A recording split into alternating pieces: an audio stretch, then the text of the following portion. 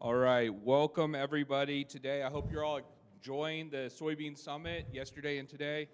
I am our moderator for this discussion, Corey Lacey. I am the Environmental Policy Manager at Illinois Soybean Association. I hope you guys are looking forward to this. Today, Kevin Bearley, Principal at Pinion, will explore the various aspects of, I'm struggling to read my script, succession planning, including financial benefits and challenges, and how farmers can overcome those uncertainties by developing long-term strategy. We'll have time for questions at the end, so feel free to take notes along the way. Thank you, Corey. Hey, thank you for the invitation. And even though this will be ag-based, I want us to make sure that we're covering small businesses in general, because I know not everybody in here is a farmer or ag producer. And there are specific rules that we're going to get to and strategies that work really well in the farm industry, but it also covers small businesses. So I want to be very thorough about, having a plan that works not only at the federal level, but even more importantly at the Illinois level, because there is a different estate tax system for Illinois than there is for the federal government. We're going to talk about that a little bit. But that's why this topic is very hot this year, all of the rules and legislation that was put in place in 2017 when Mr. Trump became president for the first time, all of that is set to sunset this year. If you were around last night to hear the legislatures and the different lobbyists talk about that, almost everything he put in place in 2017 that was very advantageous is actually set to sunset at the end of this year. And that includes the estate tax exemption. As most people know, that exemption was doubled when he became president.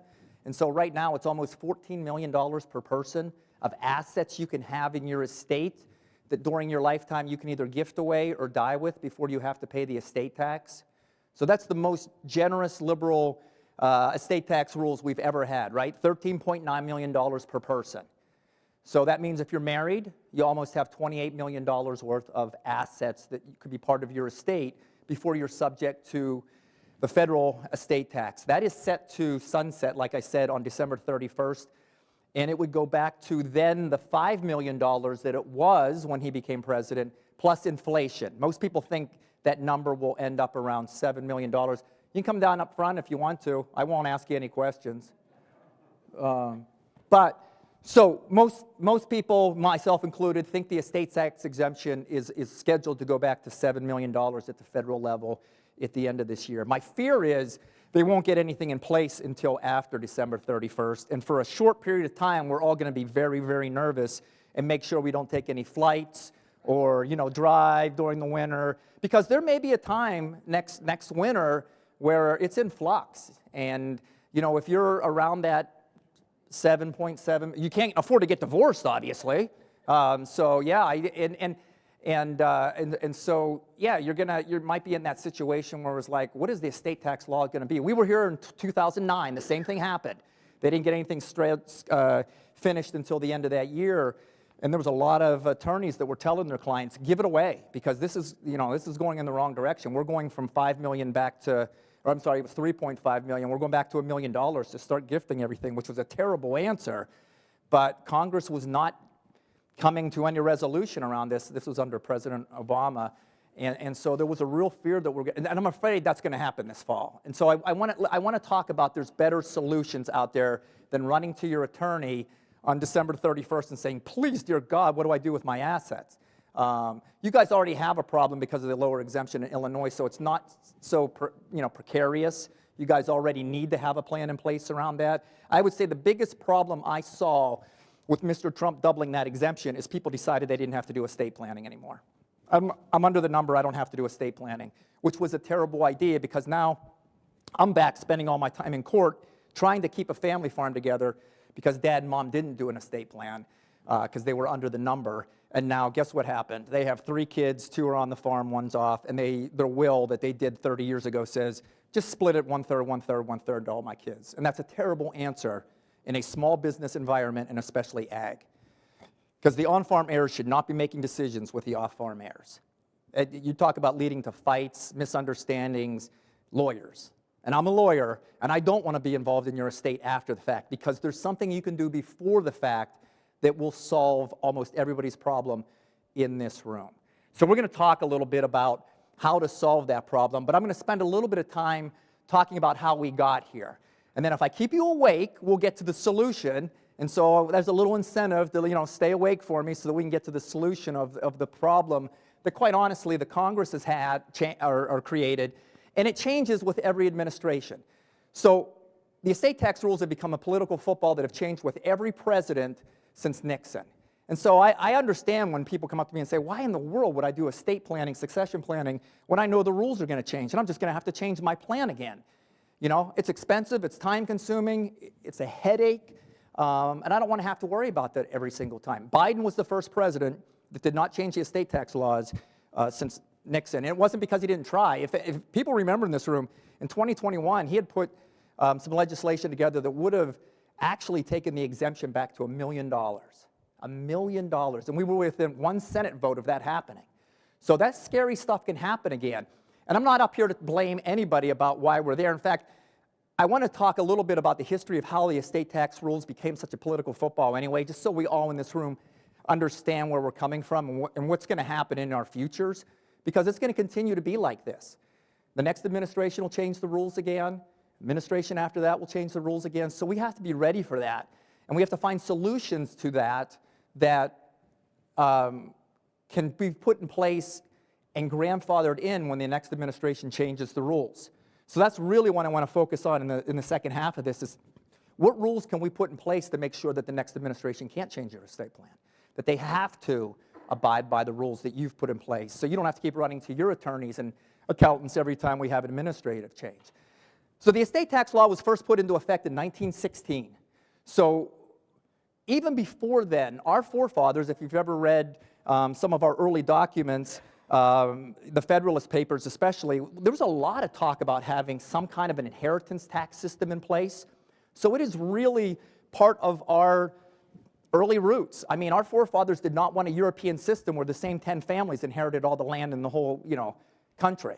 They did not want that type of system. So the Federalist Papers really talk a lot about some kind of an inheritance tax. No president tried to do it. We clearly, as a country, had a lot bigger problems in the early part of our democracy than dealing with an estate and inheritance tax. But Mr. Lincoln, to pay for the Civil War from the Northern's point of view, he did adopt an income tax system and an inheritance tax system, but there was literally 10 or 20 families that paid the whole thing.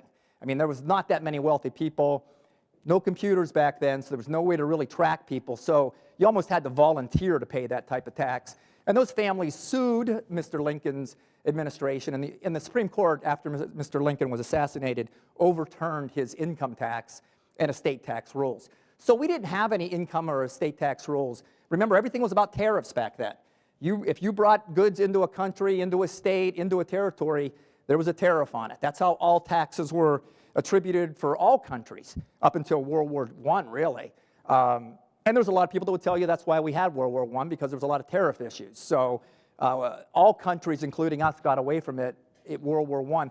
President Roosevelt, Teddy, was the first one that really tried to incorporate an income tax system into our country.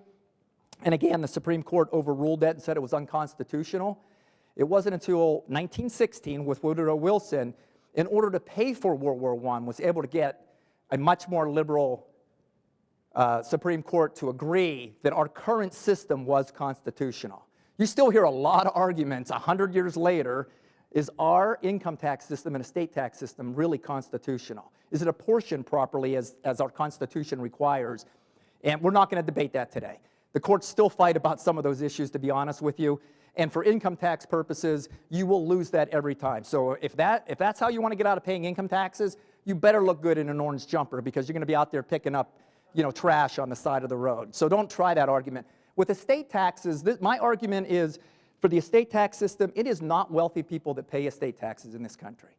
Mr. Trump's father died, 7, 8 years ago, worth $1 billion, and they didn't pay a penny of estate tax. It's the uneducated people that pay estate tax in this country, because there are so many loopholes in the system, the estate tax system, that if you take advantage of them, it is truly a voluntary system in this country. And the Democrats, especially under President Obama, really dug into those loopholes and tried to close a lot of them, and they didn't get any of them done, not a single one of them. So they're still available, and we're going to talk about what those loopholes look like for people in this room. So it was really in 1916 that the current estate tax system came into effect. The Supreme Court ruled it was constitutional, and the exemption back then was $50,000 a person. $50,000 a person. And it stayed that way for the next 60 years until 1976. The estate tax exemption was $50,000 a person. So you're probably sitting here going like, I bet everybody paid estate tax back then, right? I mean, did my parents pay estate tax? Did my grandparents? No, because there was no gift tax system.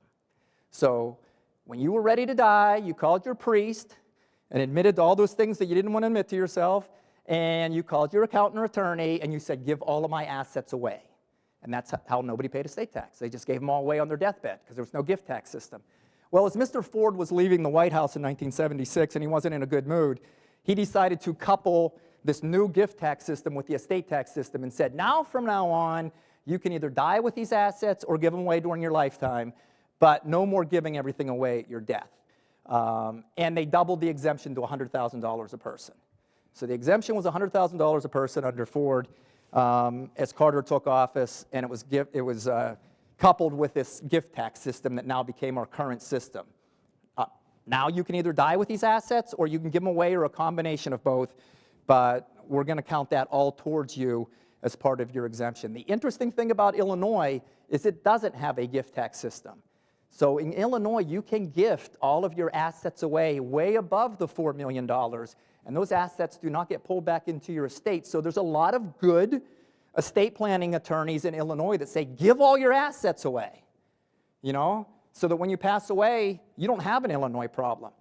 And maybe for the right situation, that's not a terrible answer. I don't recommend it, because if you give them away, you're giving up the income, the control, and maybe the asset, right? No guarantee your kid doesn't get divorced and lose this in a divorce. No guarantee they're not in an accident, don't go bankrupt. So maybe for personal assets, it's not a terrible idea. If you're sitting on a lot of personal assets, I'm assuming most people in this room, most of their assets are business assets, whether it's farming or a small business. And I don't think that works very well, right? Because you don't want to give up control. I've never met an ag producer yet that's ready to give up control. So don't want to give up control, don't want to give up cash flow, don't want to give up the ability to dictate a little bit of how you stay in the operations, how the operations go on. So I've never recommended gifting an unlimited amount of assets away, even to get out of the estate tax system. So anyway, now we're in 1976, and the exemption's $100,000. When Reagan became president, he had a lot of influence from Wall Street as the stock market was going up, that $100,000 a person is peanuts, right? It's not enough to cover his wealthy friends' Wall Street shenanigans back in the 80s. So he kept raising and raising and raising. And as Mr. Clinton came in, if we remember, he kind of stabilized around that $650,000 per person exemption. If you had any parents or grandparents that died in the 90s, there was that exemption of $650,000 per person. And if you were in farming as some kind of ag, you could use this special purpose, special valuation. So most people could get out of estate tax by taking advantage of special purpose, special valuation, and basically saying to the IRS, we're going to keep farming. You can put a lien on our stuff for the next 10 years, but we're not going to pay estate tax. And a lot of people did that, and it wasn't a bad solution. Those rules aren't around much anymore. You can still do special valuation for a couple $1 million, but it doesn't have the effect that it used to. And again, there is a lien on all of your property during that time. And so it's hard to do like-kind exchanges, sell property, do different things until you get the IRS to release that lien, and that can take a long time to do. So I don't use that strategy much anymore. But again, we had a lot of clients whose parents died in the 90s, and we took advantage of that back then. As we got to the 2000 election, the Republicans under Bush 43 came up with this moniker of death taxes. Remember, and all of a sudden they weren't estate taxes anymore, they were death taxes. And death taxes are a terrible thing, so we need to do away with them. So that was the big push in the early 2000s, is the Republicans were going to eliminate the estate tax forever because, it was just a bad thing for our country.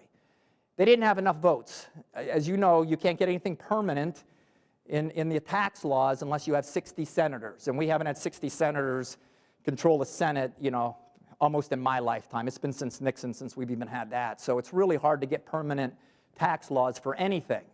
And so in 2000, There was a big push to eliminate the estate tax. The Republicans didn't have the vote. But in 2005, the summer of 2005, finally one of the independent senators from New Hampshire said, I'll vote with the Republicans. I'll be that 60th vote. So if you guys want to eliminate the estate tax, let's do it. Did they eliminate the estate tax? You know what happened in the summer of 2005? Katrina.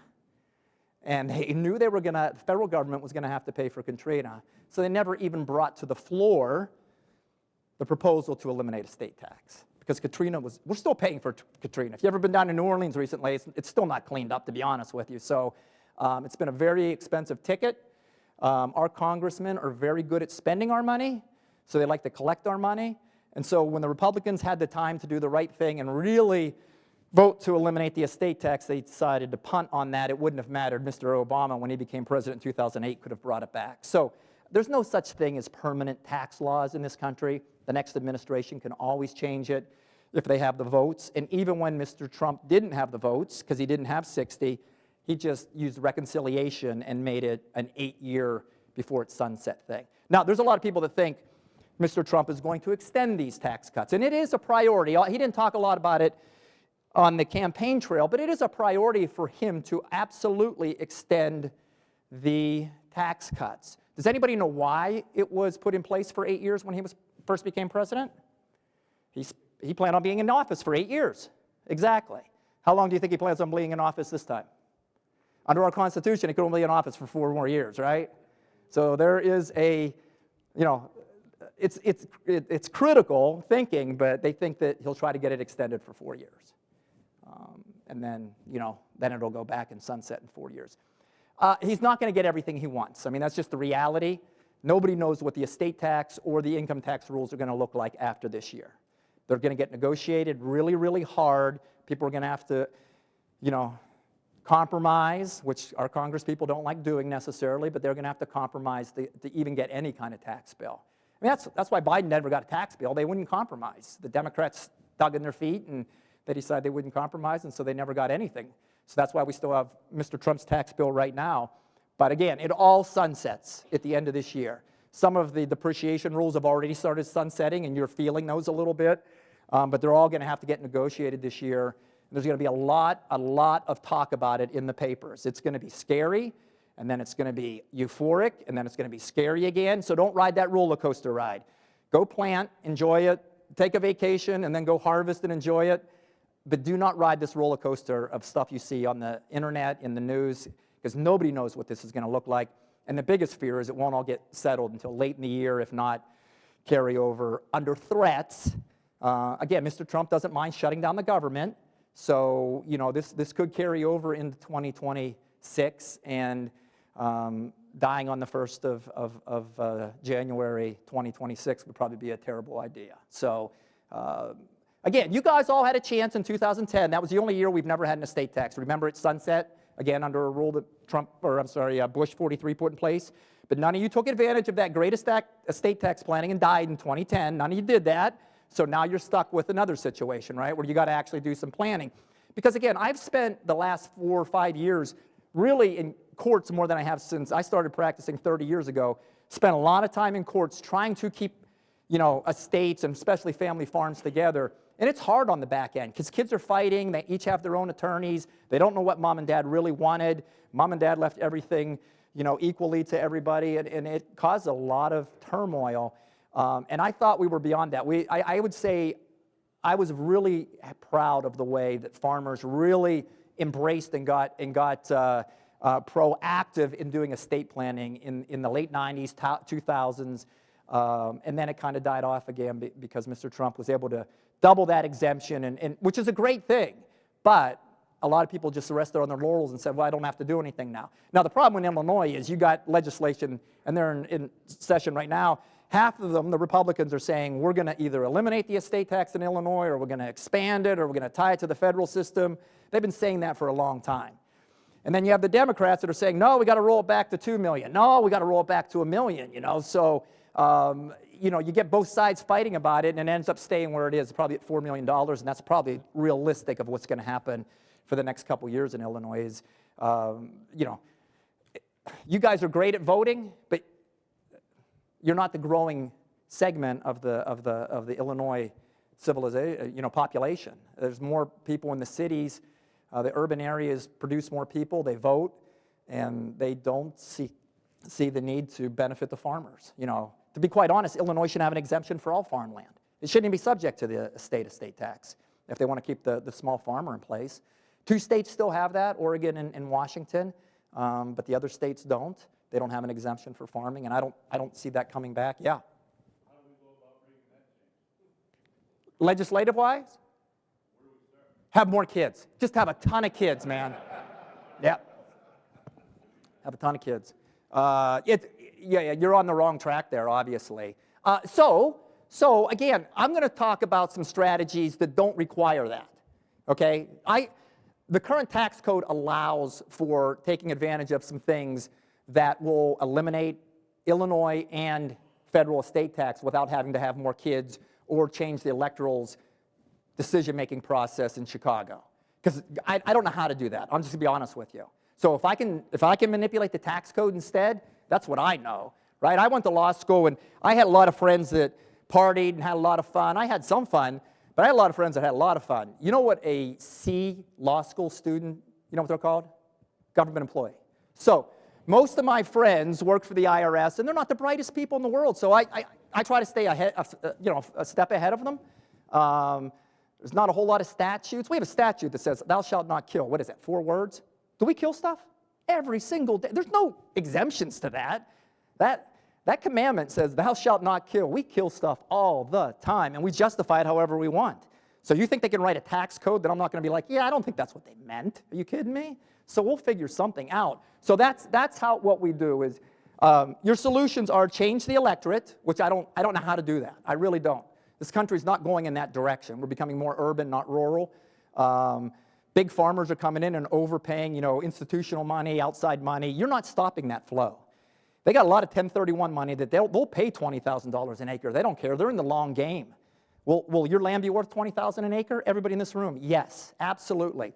In Illinois, over the last 100 years, land has averaged appreciating. This is through the Depression, the 80s, everything. Land has averaged appreciating 8% a year. Not every year, but over 100 years, 8%. You don't think, so that means it doubles about every 11 years. These guys know that.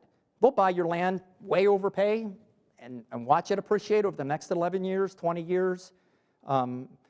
They're not worried about that. And they tie it up so that it's not subject to the estate tax, the Illinois estate tax. So that's the way we manipulate this. Other people say to me, I'll just buy a bunch of life insurance. That's fine. But when you really need the life insurance, you can't afford it, I promise you. It just gets too expensive. The IRS doesn't let you deduct the premiums anymore. So unless your brother-in-law, we all have a brother-in-law that sells insurance, right? So he always is going to tell you insurance is a good answer. They don't give you all the fine print about, hey, by the way, the premiums didn't keep up with the stock market, so we're doubling your premiums now that you're 75 years old or whatever, So in my experience, insurance is, for some people, it's a nice transitional. It makes you feel good if you're young, you have kids, you want, if something happened to you, it certainly pays the bills, especially if you have a lot of debt. But it's a terrible estate plan, because that's when you need it, is when you pass away and you can't afford the premiums anymore or the life insurance amount you need. I have no idea how much you'd have to buy anyway. Like I said, most years Illinois land goes up 8%, but some years it went up 20%, right? And if you die at the wrong time, because again, the government gets to come in and value your property at its highest and best use. And if that means it could be developed, solar panels, turbines, whatever, they can value your land at that. If ag is not the highest and best use, they can value it at its highest and best use. So that's another goal, is I don't want family members going through audits when mom or dad pass away, because that's when the IRS digs in. That's when Illinois digs in and tries to get the biggest bang for their buck by arguing what is the value of the land.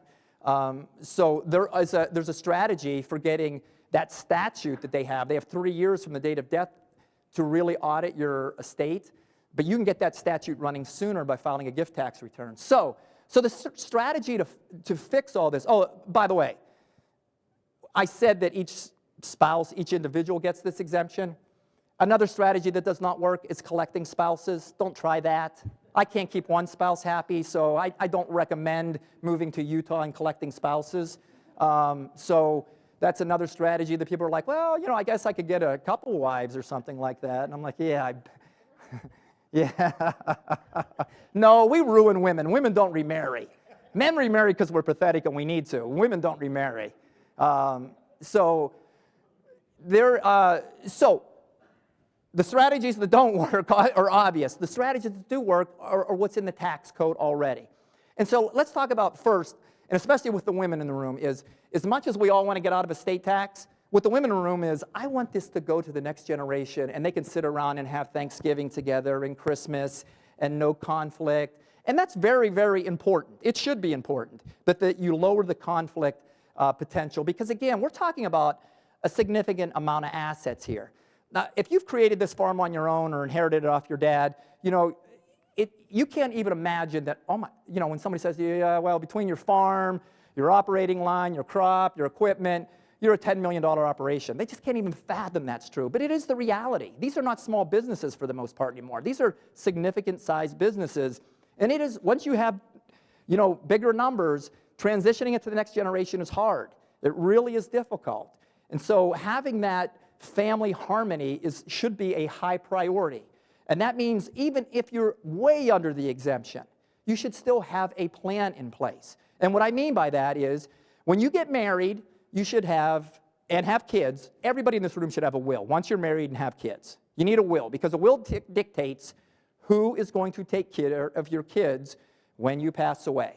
That's really all a will is about, is taking care of your minors if something should happen to you and your spouse. If you don't have minors anymore, a will's not that important. But that's what a will does, right? And if you don't do that, in every state, including Illinois, the state can take control of your children and determine who raises them, right? And notwithstanding the fact that usually that doesn't happen because somebody will step forward, and even if you don't have a will, and say, I want to raise your kids. Let's be honest, you've ruined your kids. Nobody wants to raise your kids. So having a will that lays out who should be raising your kids is very important. Now, if you don't have any minors at all anymore, the next stage you get to is once you start a business or become an owner in a business, you need a revocable trust in this state. Almost in every state, but certainly in Illinois. Because the revocable trust is real, it's a legal document that during your lifetime you can change every day. So you're not giving up control, you're not giving up anything. It's literally you. But the state of Illinois recognizes it as a separate entity. So if you create a revocable trust and put your assets in that, when you pass away, the state recognizes that that is an entity. You don't have to go through probate. With a will, you still have to go through probate. It's not a legal entity under any state. But a revocable trust is a legal entity that is not required to go through probate. So your kids can just read that document, and they know how the assets get distributed. They know how their mom and dad's debts get paid. They know what mom and dad's wishes are. So again, that is more important even than a will. So having a revocable trust is very, very important. And then making sure you fund it. Attorneys are great at setting them up, but very bad at funding them because they do want to take you through probate. In Illinois, they can charge between 1% and 3% to go through probate. Again, if you're worth $10 million, that's $100,000 to $300,000 to get through probate. And they tend to run, if you have a business, it tends to run about a year to get through a probate transaction. And it's public. It has to actually be publicized in local newspapers. All of mom and dad's assets, all of their debts, and then the creditors get a certain amount of time, usually 6 months, to collect. That's why it's open for so long. So you want to avoid probate. You want to keep it secret, private, whatever. You don't want to put your kids through this. You don't want to have to about publicizing it. So everybody in here should have a revocable trust then, if you have any ownership in any type of business at all, or you're accumulating assets. It's just a good, once you get used to it, you just update it every couple years. You have another kid, you update it. You buy another business, whatever. You start an IRA, you just update this every couple years. You can update it yourself, or you can go talk to your attorney. If you need an excuse to go talk to your attorney, that's not a bad excuse to go talk to him every once in a while and tell him what you're up to. But none of this is going to solve your estate tax problem, right? I mean, you can start addressing the succession plan in your revocable trust. Who's going to get the assets, how it's going to be distributed. But again, in my experience, unless you sit down with somebody that is used to working with ag people, whether it's a small business or an ag producer, what they tend to write in there is, let's just split it amongst our kids evenly. It's usually what mom wants. I'm just going to be honest with you. Dad, who's out there, working with one of the kids, might be like, I don't know if that's such a good idea. Let me tell you, it's a terrible idea. If you have on-farm heirs and off-farm heirs, inheriting equally across all the assets, they are going to start fighting through no fault of their own. You've created this mess. They may get along all you want, but somebody's going to marry somebody that's going to keep whispering in their ear, your brother wants to buy a $500,000 tractor and we haven't been on, or we live in a $300,000 house, or we haven't been on vacation, or, you know, that's not your fault that he sold corn at $3.50. You shouldn't have to pay for that, you know. Don't allow those conversations to go on. And so the first thing you do if you're in an ag business is you separate operations from land. You never want the same people inheriting evenly across the board. So if you're starting out today, you would create a general partnership for operations because it's the best entity to have for farm program payments. They're not limited to how many Social Security numbers they can have. There's not a whole lot of people in here who probably have a general partnership, but that's okay. You can use LLCs and different things. But you'd have a separate operational entity, and that could be an S-Corp too, and then you'd have a separate land entity, which would also be an LLC if we were just starting out today. And the land entity would have a different tax year. It would have a November tax year so that you could prepay yourself rent every year and deduct it and not recognize it as income until the next year. So there's games you can play. I mean, all of you guys do the right thing, right? You're always deferring. There is not a business that has better legislation out there for lowering your income. You should be paying the income tax you want to, because through deferred grain contracts, through prepayments, through using the cash system, you guys should be able to get your taxes down to where you want them. Here's just another mechanism for doing that. Instead of paying your fertilized guy, if you think, you know, at the end of December when he can charge you whatever price he wants, or your fuel guy, you literally can pay your land entity, prepay it, take that deduction, put the money from your right pocket to your left pocket, and then actually recognize that income on that land entity that has a different tax year and the next year. So we play a lot of games in case you guys need that for tax planning, as opposed to going down and buying paint you don't need. So a lot of people do that. They buy a lot of paint at the end of the year. Makes December very uncomfortable, going through books, trying to figure out your taxes when you don't have a mechanism for keeping the money yourself. So I love using that separate year end. So now you've separated the operations from the land, right? And that operational entity should only go to who's coming back to the farm. You want your kids to fight? Please give off-farm heirs ownership in the operational entity that makes decisions about planting, harvesting, marketing, buying equipment, all of that. Because we all know it's like this farming. And so off-farm heirs don't do really good in those trough times. Not good at all. So you don't want to put them through that. And remember, if you do this properly, the operational side never really has any equity in it. It never really has a lot of net worth. It'll have a line of credit and a crop. But again, I would recommend a separate equipment entity once you get to a certain size. Don't have to. The equipment can obviously be in the operational side. Because again, off-farm heirs shouldn't be owning equipment. They'll never make good decisions on when to trade it in, when to, how hard to run it and stuff like that. So your equipment can be in your operational entity. But when you get to a certain size, it makes a little more sense to have a separate operational entity. Because again, you can play some income tax games with different year ends, what you charge for rent and leasing equipment and stuff like that. So it gives you opportunities for tax planning. But the operational entity should only be owned by who's coming back to the farm. And the best way to do succession planning is start bringing them in before you die. Talk to them, communicate. We're not good at that. Farmers are just not good at communicating real well, especially about death, because we don't think it's ever going to happen. So start bringing that generation in as soon as you see some potential, see that they really want to make this their livelihood.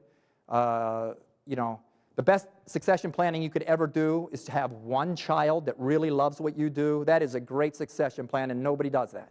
They go on and have that next Brad, and then the next one, and you end up having off-farm heirs or whatever. And a lot of us want our kids to go off and to have different lives, and that's fine.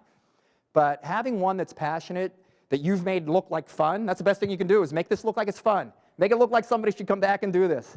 So enjoy it, and then hopefully there's at least one or two, or maybe it skips a generation.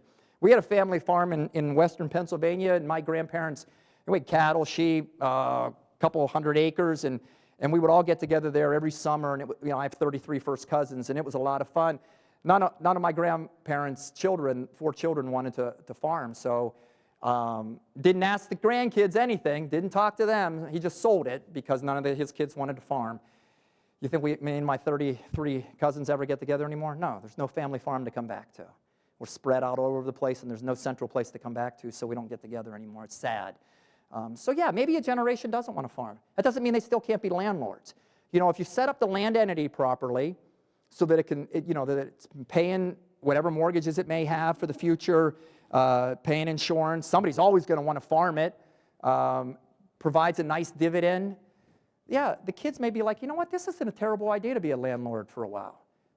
You know, mom and dad put together a couple hundred acres, whatever it may be. We come back and see it every once in a while. Yeah, I want to, be a doctor. I want to be a lawyer. Nobody wants to really farm, but there may be a generation that does want to come back, and there's value in trying to keeping a family farm together. So again, I'm not saying that your family will continue to want to farm for forever. That's up to you. You've got to make this career look like it's worthwhile. And there's a lot of value in being a farmer. It's a lifestyle that I really respect and appreciate, but it's not for everybody. But that doesn't mean the family farm can't stay together, especially if grandma and your parents have kept this together and it's already several generations. This gives the opportunity. If you don't do this kind of planning, I'm going to get called eventually, and somebody's going to want out, somebody's going to want to, get bought out. And so that's why when you create these entities, to do this planning, you have to have buy-sells in place. And what that means is if somebody wants out, you have to provide for them to get out. Because if not, they'll run to court. And here's what a judge says. He knows nothing about farming. Sell all the assets, pay the attorneys, pay the tax, and split what's ever left, if there's anything left, 50-50.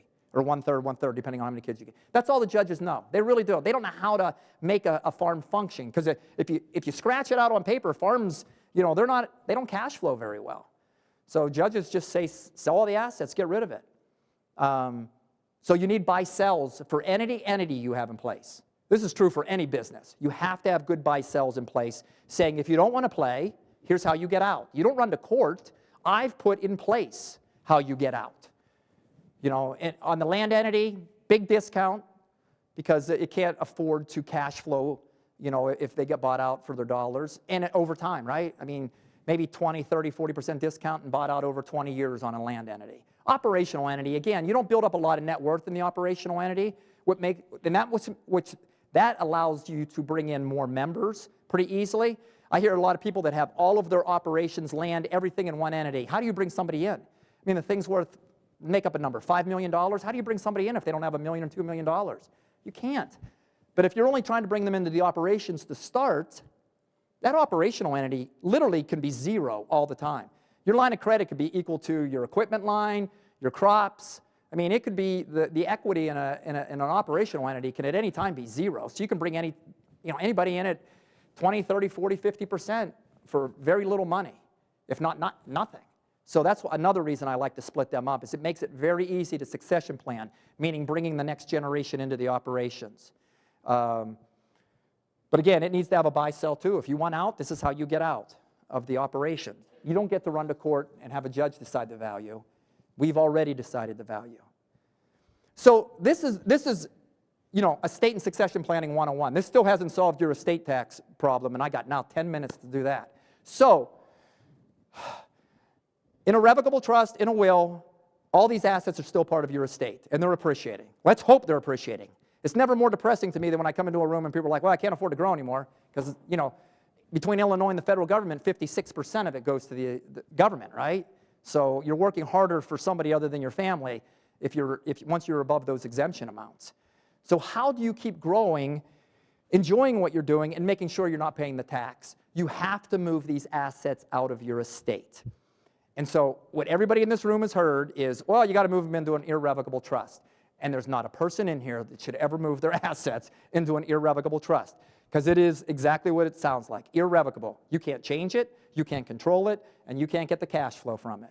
So I would never put a farmer in that situation. I just told you a revocable trust is a great idea for succession planning, but the assets are in your estate.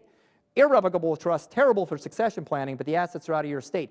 Man, wouldn't it be great if there was some kind of hybrid that was in between that, and there is. There is a trust called an intentionally defective irrevocable trust that an ex-IRS agent set up for the Rockefeller family about 50 years ago, and the tax courts have accepted it. And it literally allows you to stay in control of your assets, keep the cash flow coming to you, but the assets are not in your estate. an intentionally defective irrevocable trust. They have a lot of different names, but we use an acronym, IDIT. It is, it can be called spousal elective trust. Most of the time you're going to find intentionally defective, though. That's intentionally defective. Yeah, you can Google it. You can find out what it is. It's really a hybrid between an irrevocable trust and a revocable trust.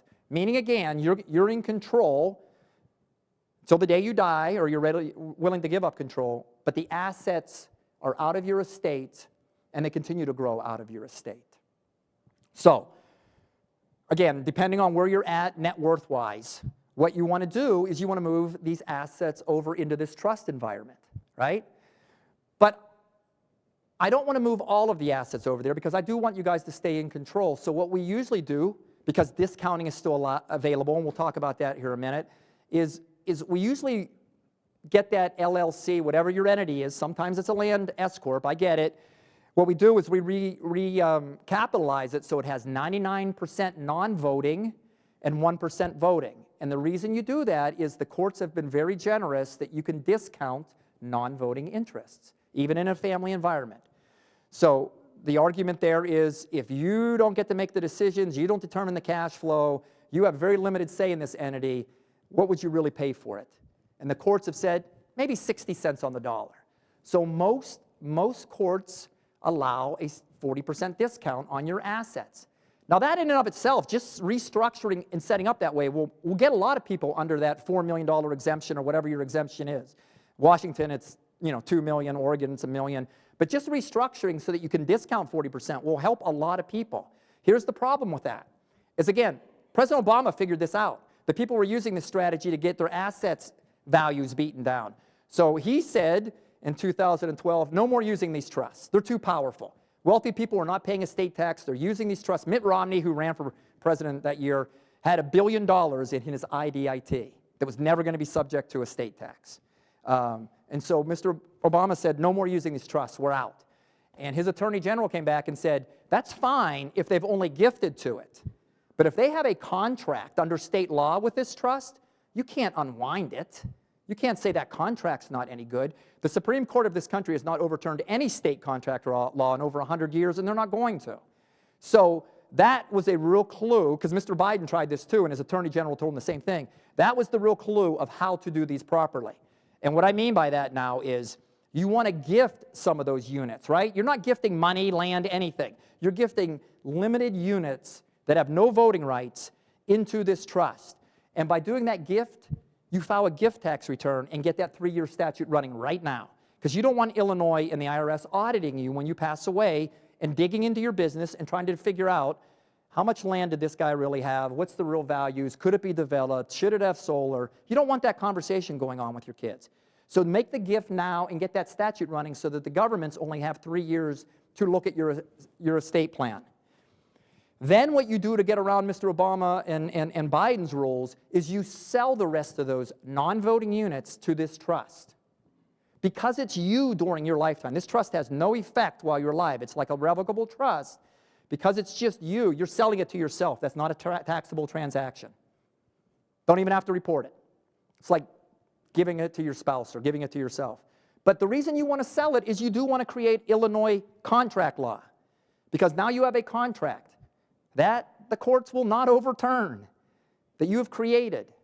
And so in 4 years, when most likely a Democrat's elected president, he changes all these rules, do you think he can undo your contract? His attorney generals just told him they couldn't. So now you know you have an estate plan that is going to last. And in Illinois, these trusts can go on for about 100 years. I'm from Colorado. We don't have a time limit. Ours can go on for forever. I'm not suggesting that's a good strategy, but 100 years isn't a bad estate plan. So you move, and again, we're talking about the land here. You move your land into this cocoon, this protected environment that is outside of your estate. It's also outside of your kid's estate, and it's outside of your grandkids' estate. So nobody pays estate tax for 100 years on this land. Not just federally, but state-wise too. So that's how you protect your land for the next 100 years, is by doing this gift and this sale into an environment. And by the way, every one of you and all of your kids should have a prenuptial agreement, right? If you inherit any kind of business ownership, you absolutely should have a prenuptial agreement, because if you don't, what's the chances in this country that you're going to have to buy your interest back again? 50%, right? We have 50% divorce rate. So the chances are you're going to have to buy your ownership back. 50% of people are going to have to buy it back. Good luck getting your kids to enter into a prenuptial agreement. That's not a fun conversation, just going to be honest with you. Your kid's going to laugh at you, look at you, say, no, I'm not going to do it. These are prenuptial agreements for your kids. Because again, it's only the bloodline that will ever be a beneficiary of these trusts. Now, a spouse can be an income beneficiary. And I use the word spouse because if they're not technically called a spouse anymore, meaning there's divorce, they're not a beneficiary at all of these trusts. So I'm not trying to be hard on anybody. I'm just saying there's too many ways to lose land. And that's why we have small farmers, medium-sized farmers, large family farm businesses going out of business and having these mega companies buying them out, is because either because of a lawsuit, accident, bankruptcy, divorce, or estate taxes. That's when most family farms get sold, is they can't afford to stay in business because of this. A court is requiring a sale of land. And once you have to sell some land, that broker's in your ear, man. He's like, this is a good time to sell it all. This is the highest it's ever going to be. He's lying to you, but that's okay. He gets a percentage. But if these incidences can never cause that, then you don't ever have to worry about that. Again, the only beneficiaries of your trust will be the bloodline.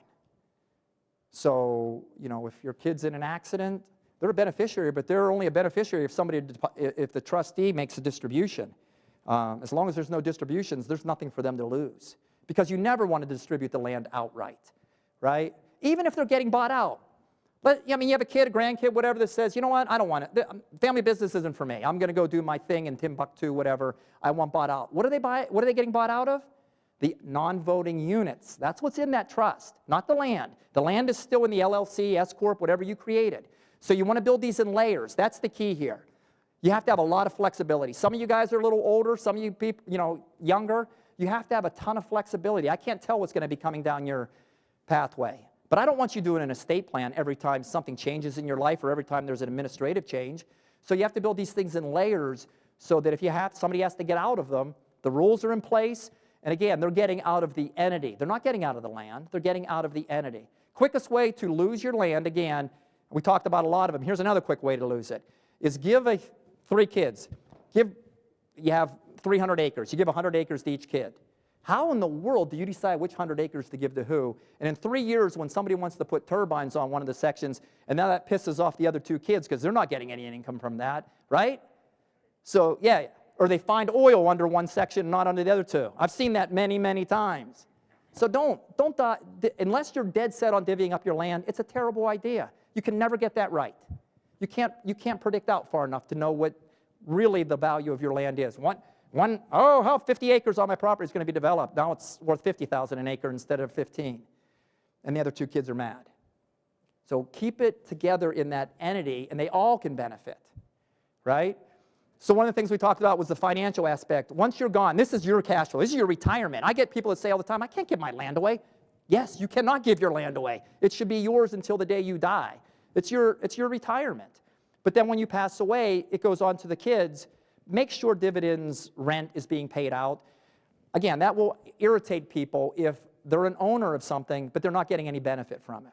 At a minimum, you have to be distributing out enough to pay the taxes associated with the income, right? So you have to do that. But yeah, we always recommend once mom and dad are gone and this income is for the next generation, and maybe not everybody is farming, so they can all determine what a fair dividend is for everybody, or rent check, that they get some benefit from it, so they enjoy being in this. If you want your kids to, like I said, if you want your kids to continue to enjoy the land, the farming, whatever, make it look like fun, and let them allow them to benefit from it from a pecuniary stand also. Get some cash flow out to them once you're gone. But during your lifetime, it's yours. I'm not going to tell you what to do with it. One of the nice things about that also is, again, if you're doing income tax planning, I'll bring it up real quick before we end here, is the operational side is always subject to self-employment tax, right? Once you start getting a little gray on your ears and stuff like that, and start getting a little older, nobody in this room should be paying self-employment tax anymore. That's a terrible investment, right? Land entity is where the income should be produced, because that's not subject to self-employment. So there's another income tax planning strategy here is move the income into the entity that isn't subject to self-employment tax. It can be your equipment entity, your land entity. The operational entity breaks even every year once you don't need to be paying self-employment anymore. So you get to do a little bit, save a little bit of taxes there too, 15% up to that, first $180,000 now. So again, there's some good strategies to do some additional income tax planning. I am out of time. I apologize. I wanted to go on for another hour, but whatever. Yes? Only one? Hold on, let me bring you the mic real fast. Anyway, my question is, okay, We have a farm. Mm-hmm. in the family farm, we have a farm that's been in the family 115 years. It's 150 acres. Homer, you're a lot older than I thought, man. Okay. My question is, we have assets that we have in our trust that's from our IRAs and that's accumulated assets. Do we make two trusts, one for the farm and one for our other assets? So if you're just doing revocable trusts, no. It's It's irrevocable? It's irrevocable. It's revocable. You can change it. But everything's together. Yeah. I would recommend only moving the family farm into that IDIT environment. Okay. So personal assets do not work as well in here. Yeah, we don't usually, we start with the land. If that can't get you under the $4 million, and if you're married under $8 million, then we start looking at other assets. But the goal here is mostly with the land. You start with the land, and if you can move the land out, literally zero it out, say my land's not worth anything because I'm moving it into a vehicle that they can't bring back into your estate. If that can't get you under, then we start looking at, okay, what other assets do you have? But the land is where you want to start, and you'd have one trust for that land. Keep them separate. And again, you want an entity wrapped around that land, though. LLC, whatever you have, you want that first, because that gives you more flexibility. Absolutely. Yep, allows you to discount. Great question. Questions? Corey, anything else? I'm going to stick around, too, so I'll be... No, seriously, what you have to say is more important than I do, so...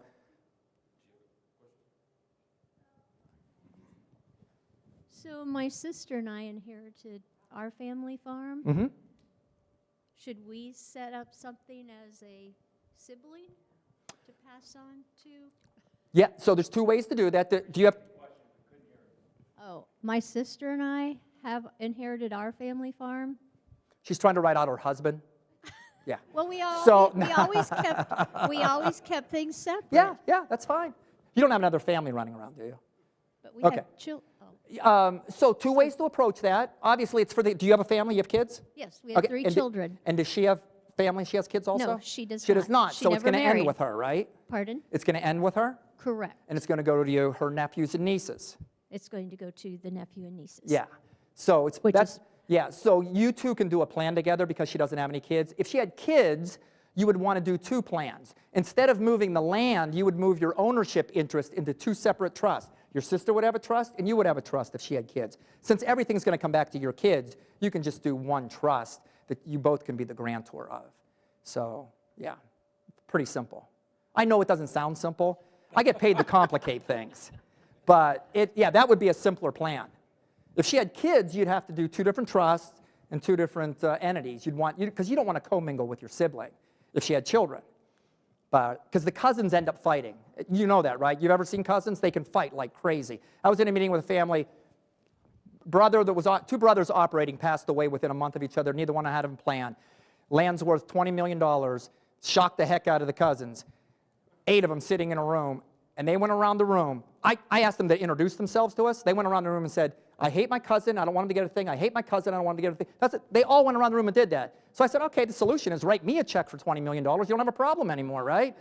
The mom stood up and said, I'm not okay with that. So then we got down to how do we solve this? And it took a long time.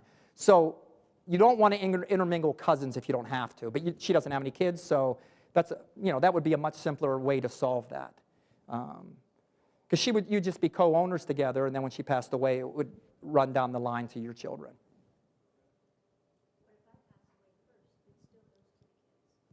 Exactly. Yep. Now, if your kids all pass away before you, then you have a different issue. And it's something that has to be considered. I mean, nobody thought those kids, you know, that were on that flight from Washington to Wichita, that was heartbreaking. But I have seen every situation you can imagine, so there's always a backup plan. Maybe the husband gets a little bit, you know, and then we talk about charities and different things. We talk about, you know what's becoming really popular in the Midwest especially, because there are kids that don't want to come back. That's just the reality is, all my kids don't want to come back. I don't know what's going to happen. And so we work with in a lot of communities to set up either foundations or boards. Boards are becoming very popular, where you get 3 people to basically sit on a board and make the decisions about the land, who to rent it to, what to do with the proceeds, how it gets distributed amongst, is there any family members, or are we identifying charities that we want to benefit, or are we identifying whoever's doing the operational side? So that is becoming very popular in the Midwest, is setting up. Because again, if we don't do something, they're just going to go to these big corporations, right? Big corporations are going to keep gobbling up this land that people aren't planning for. So even if you don't have kids, there's a better plan than, you know, somebody out of Timbuktu is going to end up owning my land. Nebraska actually has a rule that says you have to be a resident in the state living in Nebraska in order to own land in Nebraska. It's arguable whether that's constitutional. I haven't seen any other states trying to really follow that, but your estate plan should be yours, is what I'm saying. If you don't come up with a plan, because it's too hard, too expensive, too complicated, there will be a plan out there for you, and you're not going to like it. So please come up with a plan. Talk to your attorneys, talk to your accountants, talk to us. I mean, this is what we specialize in. I don't know any other firm that's doing this across the country like we are, but I'll be around through lunch. I'll still be at my booth for a little bit, so if you have any other questions, and I thank you for your time. Thank you very much.